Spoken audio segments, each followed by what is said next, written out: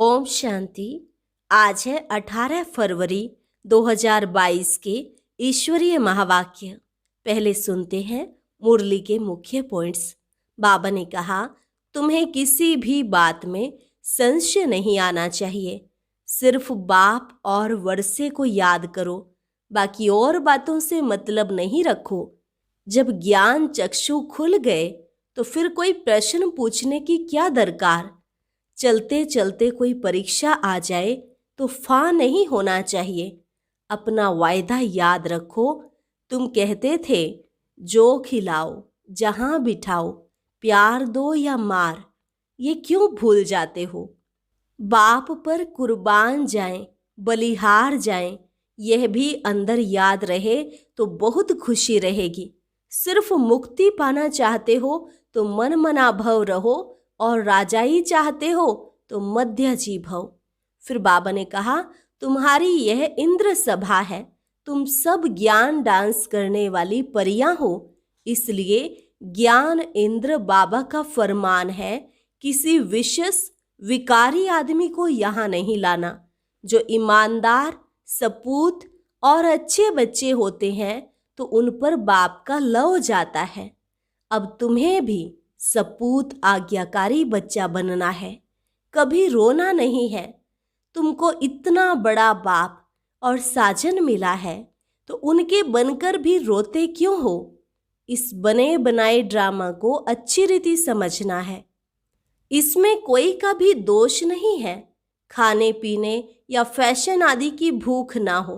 तुम इस समय ईश्वरीय औलाद बने हो तो तुम्हारे अंदर बड़ी रॉयल्टी होनी चाहिए। और लास्ट में बाबा ने कहा, दिल से कहो, बाबा ये सब कुछ आपका है। कभी ये ख्याल न आए कि हमने बाबा को दिया है, बल्कि विचार यह होना चाहिए कि हम तो बाप से 21 जन्मों का वर्षा ले रहे हैं। और अब सुनते हैं महावाक्यों को विस्तार से। मुरली का सार। मीठे आज्ञाकारी बच्चे, तुम्हें सदा अतीन्द्रिय सुख में रहना है, कभी भी रोना नहीं है, क्योंकि तुम्हें अभी ऊंचे से ऊंचा बाप मिला है। प्रश्न, अतीन्द्रिय सुख तुम गोप गोपियों का गाया हुआ है, देवताओं का नहीं, क्यों? उत्तर, क्योंकि तुम अभी ईश्वर की संतान बने हो। तुम मनुष्य को देवता बनाने वाले हो। जब देवता बन जाएंगे तब फिर उतरना शुरू करेंगे, डिग्री कम होती जाएगी। इसलिए उनके सुख का गायन नहीं है, यह तो तुम बच्चों के सुख का गायन करते हैं। गीत, मुझको सहारा देने वाले, दिल कहे तेरा शुक्रिया। ओम शांति। यह एक ने कहा या दो ने कहा, क्योंकि बाप भी है तो दादा भी है, तो यह ओम शांति किसने कहा? कहना पड़े दोनों ने कहा, क्योंकि तुम जानते हो दो आत्माएं हैं, एक आत्मा है, दूसरे परम आत्मा है। इन सबको जीव आत्मा कहा जाता है। तुम आत्माएं भी यहाँ पार्ट बजाने आए हो, दूसरे धर्मों की बात ही नहीं। बाबा भारत में ही आते हैं, भारत ही बर्थ प्लेस है। शिव जयंती भी मनाते हैं, परंतु वह कब और कैसे आते हैं यह किसको भी पता नहीं है। शिव तो निराकार को कहा जाता है, उनकी पूजा भी होती है, शिव जयंती भी मनाते हैं। जो पास्ट हो गया है वह मनाते हैं, परंतु जानते नहीं कि वह कब आए, क्या करके गए। अब तुम बच्चों को तो सब कुछ पता है। तुम कोई से भी पूछ सकते हो कि यह किसकी रात्रि मनाते हो। मंदिर में जाकर पूछो, यह कौन है, इनका राज्य कब था, परमपिता परमात्मा के साथ तुम्हारा क्या संबंध है, उनके साथ किसका संबंध है। जरूर कहेंगे सबका संबंध है, वह सबका परम पिता है, तो जरूर पिता से सबको सुख का वर्षा मिलता होगा। इस समय दुख की दुनिया है। भले नई इन्वेंशन निकालते हैं, परंतु दिन प्रतिदिन दुख की कलाएं तो बढ़ती ही जाती हैं, क्योंकि अब उतरती कला है ना। कितनी आफतें आती रहती हैं। मनुष्यों को दुख देखना ही है। जब अति दुख होता है तो त्राही त्राही करने लगते हैं, तभी बाप आते हैं। इस समय सब मनुष्य मात्र पतित हैं, इसलिए इनको विशेष वर्ल्ड कहते हैं। वहां सतयुग में दुख होता ही नहीं। तुम बच्चे समझते हो कि यह ड्रामा बना हुआ है। इस समय सभी रावण अर्थात 5 भूतों के वश हैं। यही दुश्मन है। दुख की भी कलाएं होती है ना। अभी तो बहुत तमो प्रधान हो गए हैं, क्योंकि विष से तो सब पैदा होते हैं। दुनिया को तो मालूम नहीं कि वहां विष होता ही नहीं है। कहते हैं वहां बच्चे तब कैसे पैदा होंगे। बोलो, तुम पहले बाप को जानो, उनसे वर्षा लो, बाकी वहां की जो रस्म रिवाज होगी वही चलेगी। तुम क्यों संशय उठाते हो? कोई ने प्रश्न पूछा कि शिव बाबा जब यहाँ है तो फिर वहां मूल वतन में आत्माएं होंगी जरूर। यहाँ वृद्धि होती रहती है तो आत्माएं है ना। परंतु पहली पहली मूल बात है बाप और वर्षे को याद करना है। इन बातों से तुम्हारा क्या मतलब? तुम्हारे जब ज्ञान चक्षु खुल जाएंगे फिर कोई भी प्रश्न पूछने का रहेगा ही नहीं। बाप कहते हैं मुझे याद करो और वर्षे को याद करो। सिर्फ मुक्ति पाना चाहते हो तो मन मना भव, राजाई चाहते हो तो मध्यजी भव। तुम बच्चे जानते हो कि हमको पढ़ाने वाला कौन है। इस चैतन्य डिब्बी में चैतन्य हीरा बैठा है, वह सत्य बाबा भी है। परम आत्मा ही इस शरीर से बोलते हैं। कोई मरता है तो उनकी आत्मा को बुलाया जाता है। उस समय ये ख्याल रहता है कि हमारे बाबा की आत्मा आई है, जैसे कि 2 आत्माएं हो गई। वह आत्मा आकर वासना लेती है। यूं तो है सब ड्रामा, परंतु फिर भी भावना का भाड़ा मिल जाता है। आगे तो ब्राह्मणों में कुछ ताकत थी, आकर बातचीत करते थे, रुचि से खिलाया जाता था। यह ज्ञान तो नहीं है कि वह आत्मा है। आत्मा तो वासना लेती है, बाबा तो वासना भी नहीं लेते हैं, क्योंकि वह तो अभोक्ता है। आत्मा तो भोगती है। बाबा कहते हैं मैं अभोक्ता हूँ। आत्मा तो वासना की मुरीद होती है, मैं तो मुरीद नहीं हूँ। मेरे साथ योग लगाने से तुम्हारे विकर्म दग्ध होंगे। समझाना है शिव जयंती मनाते हैं। शिव तो निराकार है, जैसे आत्मा की भी जयंती होती है। आत्मा शरीर में आकर प्रवेश करती है। शिव ही पतित पावन है, जिसका ही आह्वान करते हैं कि आकर इस रावण के दुखों से लिबरेट करो। इस समय 5 विकार सर्वव्यापी हैं, आधा आधा है ना। जब रावण राज्य शुरू होता है तब और धर्म आते हैं। सबको अपना अपना पार्ट बजाने आना है। मैं आता ही यहाँ हूँ। अब तुम बच्चे जानते हो, इस चैतन्य डिब्बी में कौड़ी से हीरा बनाने वाला बाप बैठा हुआ है। वही सत्य चित आनंद स्वरूप है, ज्ञान का सागर है। तुम अभी जानते हो। बाप याद दिलाते हैं तो याद करते हैं, फिर भूल जाते हैं, क्योंकि वह पोप आदि जो हैं उनको तो चैतन्य शरीर है, नामी ग्रामी है, उनकी कितनी महिमा होती है। यहाँ तो ये डिब्बी में छिपा हुआ हीरा है, कोई जानते ही नहीं कि वह एक ही बार आते हैं। बच्चे तो जानते हैं कि बाबा इनमें बैठा है। यह हमारा सत्य बाबा सत्य टीचर भी है, पाठशाला है ना। तुम्हारे में भी कोई भूल जाते हैं, चलन से सब कुछ पता लग जाता है। कोई बच्चे तो थोड़ी परीक्षा लेने से फां हो जाते हैं। नहीं तो बच्चों का कहना है जो खिलाओ, चाहे मारो चाहे प्यार करो।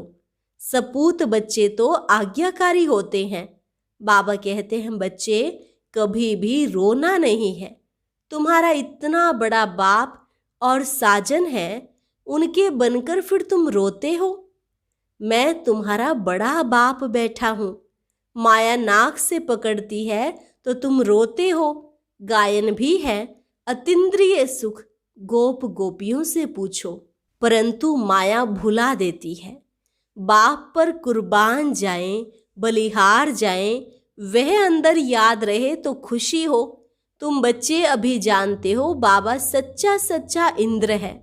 वो पानी की वर्षा बरसाने वाला इंद्र नहीं है, यह ज्ञान इंद्र है। इंद्र धनुष निकलता है, उसमें रंग तो बहुत होते हैं परंतु मुख्य 3 होते हैं। बाबा तुमको इस समय त्रिकालदर्शी बनाते हैं। त्रिकालदर्शी अर्थात आदि मध्य अंत को जानने वाला, अर्थात स्वदर्शन चक्रधारी, तीनों कालों को जानने वाला। यह बातें तुम अपने से ही मिलाएंगे। तुम बच्चे जानते हो कि यह इंद्र सभा है, इसलिए बाबा लिखते रहते हैं कोई भी विकारी मूत पलिति मेरी सभा में ना हो। तुम भी ज्ञान डांस करने वाली परियां हो। ज्ञान इंद्र का परियों को फरमान है, कोई विशेष अर्थात विकारी आदमी को यहाँ नहीं लाना। तुम बच्चों के पास विशेष ही वॉइसलेस बनने के लिए आते हैं, परंतु मेरी सभा में नहीं लाना है। कायदे भी है ना। वैसे तो मैं यहाँ बहुतों से बातचीत करता हूँ। ईमानदार सपूत अच्छा बच्चा है तो लव जाता है, जैसे गांधी के लिए सबको लव है। काम तो अच्छा किया ना। इस बने बनाए ड्रामा को भी समझना है, यह हूबहू रिपीट हो रहा है, कोई का दोष नहीं है। रावण को तो सभी को भ्रष्टाचारी बनाना ही है। इन सब बातों को तुम बच्चे ही जानते हो, और क्या जाने। पतित पावन कहते हैं, कुछ भी समझते नहीं हैं। तुम तो वही हो जिन्होंने कल्प पहले भी बाबा को मदद की थी। सत्युग में यह थोड़े ही मालूम रहेगा कि हमने यह राज्य कैसे लिया। अब तुम जानते हो यह बेहद का बाप कितनी बड़ी आसामी है। बाप ही भारत को कौड़ी से हीरे जैसा बनाते हैं। स्वर्ग में एक ही आदि सनातन देवी देवता धर्म था, अब फिर से उसकी स्थापना हो रही है। सारी दुनिया में शांति स्थापन करना यह तो परमपिता परमात्मा की रिस्पॉन्सिबिलिटी है। वह बाप ही आकर सबको धन का बनाते हैं, समझाते हैं तुम निधन के क्यों बने हो। रावण राज्य कब से शुरू हुआ है तुम जानते नहीं हो। रावण का बुत बनाकर जलाते रहते हो। इस समय भक्ति मार्ग की उतरती कला है। राम राज्य तो सतयुग को कहा जाता है। तुम इस समय हो ईश्वरीय औलाद, क्योंकि कला कम होती जाती है। इस समय तुम्हारे में बड़ी रॉयल्टी चाहिए। तुम हो मनुष्य को देवता बनाने वाले।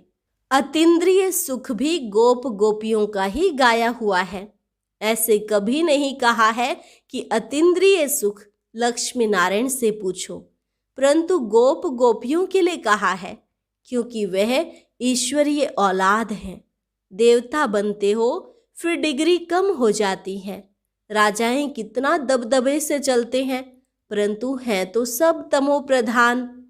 तुम्हारे पास चित्रों में ब्रह्मा का चित्र देखकर बहुत मनुष्य मूंझते हैं, तो तुम बच्चों के पास लक्ष्मी नारायण का चित्र एक त्रिमूर्ति सहित है, एक बिगर त्रिमूर्ति के भी है।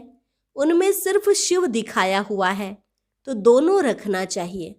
अगर कुछ ब्रह्मा के लिए बोले तो कहो किसके शरीर में आवे। ब्रह्मा सरस्वती ही लक्ष्मी नारायण बनते हैं।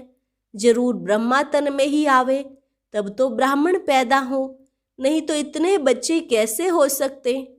यह ब्रह्मा के बच्चे ब्रह्मा कुमार कुमारियां हैं। तुम भी ब्रह्मा कुमार कुमारी हो। प्रजापिता बिगर सृष्टि कैसे रचेंगे। ये अब नई सृष्टि रच रहे हैं। हो तुम भी, परंतु तुम मानते नहीं हो। अगर अभी ब्राह्मण नहीं बनेंगे तो देवता भी नहीं बन सकते। यह भी समझते हैं यहाँ आएंगे वही जिनका सेपलिंग लगना होगा। बाप कितना अच्छी रीति समझाते हैं। बाबा हरेक की अवस्था को भी जानते हैं। कोई किस चीज का भूखा, कोई फैशन का भूखा। बाबा से आकर पूछो, बाबा हम ठीक चल रहे हैं, यह हमारी बात राइट है या रोंग है। तो भी समझे कि इनको डर है। देखो गांधी जी को सभी ने कितनी मदद की, परंतु उसने खुद नहीं खाया, सब देश के लिए किया। वह गांधी तो फिर भी मनुष्य था, यह तो बेहद का बाबा है। शिव बाबा तो दाता है, सब बच्चों के लिए ही करते हैं। पूछा जाता है तुम 1 रुपया क्यों देते हो? कहते हैं शिव बाबा को देते हैं 21 जन्मों का वर्षा पाने के लिए। ऐसे कोई नहीं समझे तो मैंने दिया, मैं तो 21 जन्मों का वर्षा लेता हूँ। बाबा तो गरीब निवाज है, 21 जन्मों का वर्षा देते हैं। यह बुद्धि में रहे, सब कुछ बच्चों के काम में आता है। गांधी भी काम में लगाते थे, अपने लिए कुछ भी इकट्ठा नहीं किया। अपने पास भी जो कुछ था वह दे दिया। देने वाला कभी खुद इकट्ठा नहीं करता। सन्यासी छोड़कर चले जाते हैं, फिर आकर इकट्ठा करते हैं। उन्होंने पास तो बहुत पैसे हैं, कितने फ्लैट्स हैं। वास्तव में सन्यासियों को 1 पैसा भी हाथ में नहीं होना चाहिए। लॉ ऐसे है, वह कभी दानी नहीं हो सकते। तुमको तो बाप की राय पर चलना है। बाबा, यह सब कुछ आपका है, जैसे आप कहेंगे ऐसे काम में लगाएंगे। बाबा डायरेक्शन देते रहते हैं, बच्चों को अमल में लाना है। अच्छा, मीठे मीठे सिकिलधे बच्चों प्रति मात पिता बाप दादा का याद प्यार और गुड मॉर्निंग। रूहानी बाप की रूहानी बच्चों को नमस्ते। रूहानी बच्चों की रूहानी बाप दादा को नमस्ते नमस्ते, गुड मॉर्निंग। धारणा के लिए मुख्य सार। पहली पॉइंट, कदम कदम बाप की राय पर चलना है। पूरा पूरा बलिहार जाना है। जहाँ बिठाएं, जो खिलाएं, ऐसा आज्ञाकारी होकर रहना है। अपनी चलन बहुत रॉयल ऊंची रखनी है। हम ईश्वरीय औलाद हैं, इसलिए बड़ी रॉयल्टी से चलना है, कभी भी रोना नहीं है। वरदान, साधारण जीवन में भावना के आधार पर श्रेष्ठ भाग्य बनाने वाले पद्मा पदम भाग्यवान भव। साधारण जीवन में भावना के आधार पर श्रेष्ठ भाग्य बनाने वाले पद्मा पदम भाग्यवान भव। बाप दादा को साधारण आत्माएं ही पसंद हैं। बाप स्वयं भी साधारण तन में आते हैं। आज का करोड़पति भी साधारण है। साधारण बच्चों में भावना होती है और बाप को भावना वाले बच्चे चाहिए, देह भान वाले नहीं। ड्रामानुसार संगम युग पर साधारण बनना भी भाग्य की निशानी है। साधारण बच्चे ही भाग्य विधाता बाप को अपना बना लेते हैं, इसलिए अनुभव करते हैं कि भाग्य पर मेरा अधिकार है। ऐसे अधिकारी ही पद्मा पदम भाग्यवान बन जाते हैं। स्लोगन, सेवाओं में दिल बड़ी हो तो असंभव कार्य भी संभव हो जाएगा। सेवाओं में दिल बड़ी हो तो असंभव कार्य भी संभव हो जाएगा। अच्छा, और अब सुनते हैं आज का अव्यक्त ज्ञान मोती। ये एक बहुत संस्कारितापूर्ण वीडियो है, जरूर देखें, कोई भी मिस ना करे।